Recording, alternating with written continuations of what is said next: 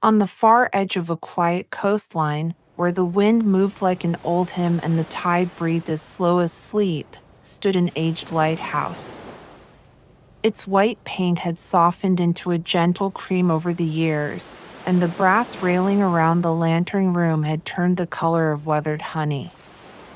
It was a relic, a monument to a time now past. No ships came near this shore anymore. The busy shipping routes had moved elsewhere long ago, trading the romance of risk for the precision of modern navigation. But the lighthouse remained, a silent, steadfast witness to the ocean's endless, shifting moods. Inside lived Arthur. He was a thin man, with hair as silver as sea foam, and a quiet, steady rhythm to his days. He had been the lighthouse keeper once, back when storms were stories waiting to be told and sailors sent silent thanks as they passed his light. In those days, his lamp was a guardian, a promise of safety in the dark. Now, it was just a memory. Yet, every single evening, without fail, Arthur climbed the long, circular stairway to the top. He didn't carry the great beacon's fuel anymore. Instead, he carried a small, simple lantern, but to him, the ritual was everything. The old wooden steps creaked under his weight, a familiar song in the evening stillness. His breath slowed with the ascent, and the narrow windows along the spiral offered him fleeting glimpses of the sea and sky, blending together like a watercolor painting. Arthur never hurried. This climb, this ritual, was his anchor in a world that had moved on without him. When he reached the lantern room at the very top, he placed his little light near the expanse of glass and settled into a worn wooden chair, its shape molded by years of his presence. From a dented tin pot, he poured himself a cup of tea. Earl Grey, always. The steam curled up from the cup, looking just like the morning fog that so often blanketed the shore.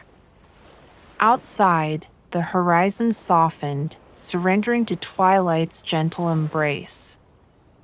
Seabirds dipped into the waves, their calls fading as they settled into dark feathers and silence for the night. The whole world seemed to be taking a deep, slow exhale. He sipped his tea. He knew the world didn't need his lighthouse anymore, but something deep inside him clung to the duty, to the profound sense that stillness was something to be earned, not simply given.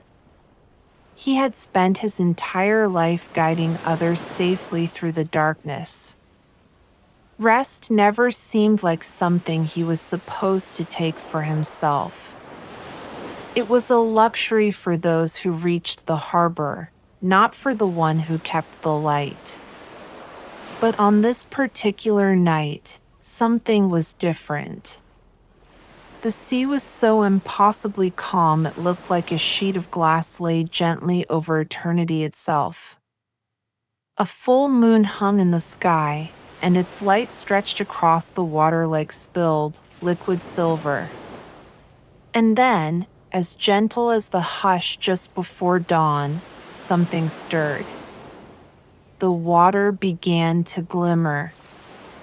There was no wind, no wave. Just a soft light, rising like luminous breath from the ocean floor. Arthur blinked. He rubbed his eyes with the back of his hand, thinking that age had finally given him illusions, that his mind was playing tricks in the twilight.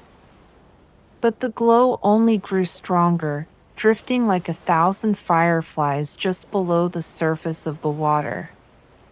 They gathered, pulsed, and formed a soft, inviting path leading from the base of the lighthouse, right from his very steps, out into the dark, silent water. Then a voice reached him. It was so faint he wasn't sure if it came from the world outside or from a quiet place inside his own chest. It murmured, a sound like rustling sea grass. You guided so many home. Let the ocean guide you now. Arthur stood up, slowly, his old joints barely making a sound. His heart didn't race with fear or shock. Instead, it felt soft and warm, like the feeling of a quiet, peaceful morning from a time long, long ago.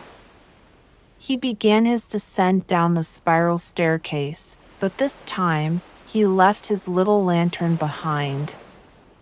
He didn't need it. The moonlight pulled at each step, illuminating the path for him. When he reached the shoreline, the cool water kissed the toes of his worn boots. The glowing orbs in the sea swayed gently, like welcome lanterns hung just for him. A sense of wonder, not fear, filled him. Arthur whispered to the quiet air, his voice barely disturbing the silence, I suppose even keepers need a light to guide them someday. He took a step into the water. It wasn't cold as he expected. It was warm, like a bath prepared kindly and carefully for tired, aching bones. He walked forward, deeper, until the gentle waves touched his waist. The soft glow rose around him, wrapping him in a cloak of soft, pearlescent radiance. Without any effort, without any conscious thought, his eyes drifted closed. There was no sensation of sinking, only of floating, of being held. It felt like lying back into the safest, most comfortable bed he had ever known. The next morning, early risers from the nearby village were walking along the distant cliffs. They saw something unusual, something they hadn't seen in decades. The lighthouse lantern, the great one at the top, was gently lit, casting a soft, golden glow across the morning water. And out on the horizon, a single star hung strangely low in the sky, shimmering brightly in the early light, as if it refused to leave its watch just yet. And this is the end of our story. Good night. May your breath grow slow and deep, your heart feel unburdened, and may the gentle tides of sleep hold you safely until morning. Thank you for listening.